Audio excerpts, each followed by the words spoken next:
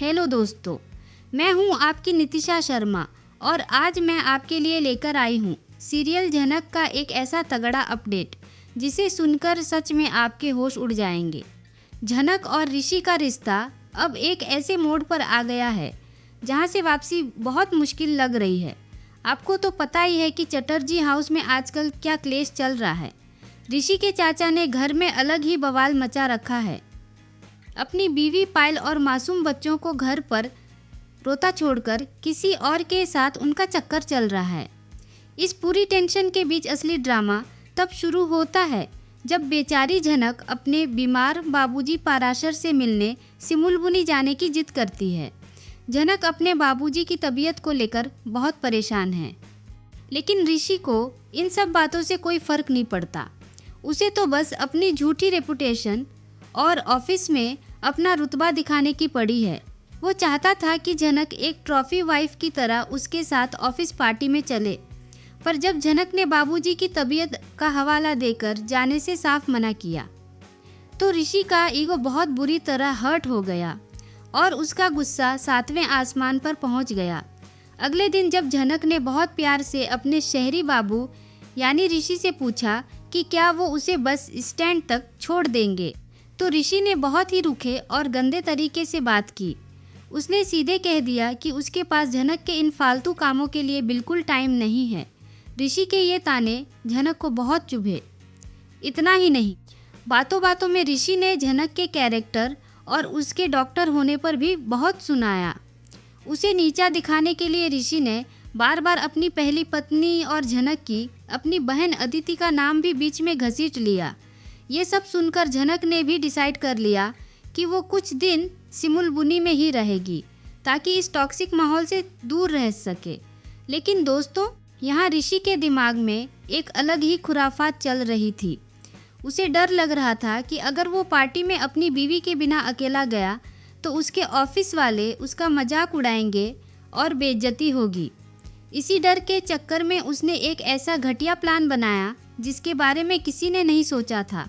ऋषि ने छुपकर अदिति को फ़ोन मिलाया, जो आज भी ऋषि के प्यार में पागल है। जब अदिति ने स्क्रीन पर ऋषि का नाम देखा तो वो बहुत खुश हुई, लेकिन जब ऋषि ने उसे अपनी फेक पत्नी बनकर पार्टी की चलने को कहा तो वो भी एक पल के लिए शॉक रह गई। ऋषि ने चालाकी से अदिति को झूठ बोला कि झनक तो सिमुलबुनी जा चुकी है और ऑफिस में वैसे भी झनक को कोई नहीं पहचानता, इसलिए अगर अदिति उसके साथ चलेगी तो कोई प्रॉब्लम नहीं होगी। अदिति पहले तो डरी कि अगर घर के बड़ों को या बाबा को पता चला तो बवाल हो जाएगा, लेकिन ऋषि के प्यार में अंधी होकर उसने इस धोखे में शामिल होने के लिए हाँ कर दी।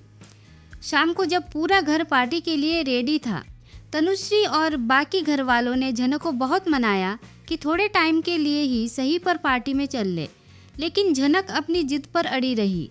बेचारी झनक को क्या पता था कि जिस पति के लिए वो परेशान है वही पति घर के नीचे उसकी एक्स वाइफ और बहन अदिति का इंतजार कर रहा है। जब अदिति एकदम सज धज कर खूबसूरत सी साड़ी पहनकर नीचे आई तो ऋषि उसे देखकर बस फ्लैट ही हो गया। वो एक पल के लिए झनक को बिल्कुल भूल गया। वो दोनों चुपचाप पार्टी के लिए निकल गए और घरवालों को यही लगा कि ऋषि अकेले गया है। इधर किस्मत का खेल देखिए। झनक जब भारी मन से बस स्टैंड पहुंची तो पता चला कि आखिरी बस कैंसिल हो गई है। परेशान होकर उसने अपने बाबूजी को कॉल किया। पाराशर जी ने बड़े प्यार से झनक को समझाया कि बेटा अभी टाइम है, तुम पार्टी में चली जाओ। पति को ऐसे नाराज़ नहीं करते और वैसे भी ये शहरों की पार्टी लेट तक चलती हैं। बाबूजी की बात मानकर झनक तुरंत ऑटो लेकर घर आई, फटाफट रेडी हुई और सीधे उस पार्टी वेन्यू पर पहुंच गई। वो सोच रही थी कि ऋषि वहां अकेला बोर हो रहा होगा और उसे देखकर खुश हो जाएगा, लेकिन दोस्तों, जैसे ही झनक ने पार्टी हॉल में एंट्री ली उसके पैरों तले ज़मीन ही खिसक गई। उसने देखा कि ऋषि अदिति की कमर में हाथ डाले खड़ा है और बड़े प्राउड से उसे अपनी पत्नी बताकर मेहमानों से मिला रहा है। ये देखकर झनक पूरी तरह टूट गई। जिस बहन और जिस पति उसने सबसे ज़्यादा भरोसा किया, उन दोनों ने मिलकर उसे इतना बड़ा धोखा दिया। ऋषि ने अपनी झूठी इज्जत के लिए सरेआम अपने रिश्ते का मजाक बना दिया। अब सबसे बड़ा सवाल ये है दोस्तों कि जब झनक इन दोनों के सामने जाकर खड़ी होगी तो क्या बखेड़ा खड़ा होगा? क्या ऋषि के पास अपनी इस हरकत की कोई सफाई होगी या झनक इस धोखे के बाद ये रिश्ता हमेशा के लिए खत्म कर देगी? चटर्जी खानदान का क्या रिएक्शन होगा जब उन्हें ऋषि की इस घटिया चाल का पता चलेगा? आगे की कहानी बहुत ही इंटरेस्टिंग होने वाली है। तो आपको क्या लगता है, झनक को अब क्या करना चाहिए?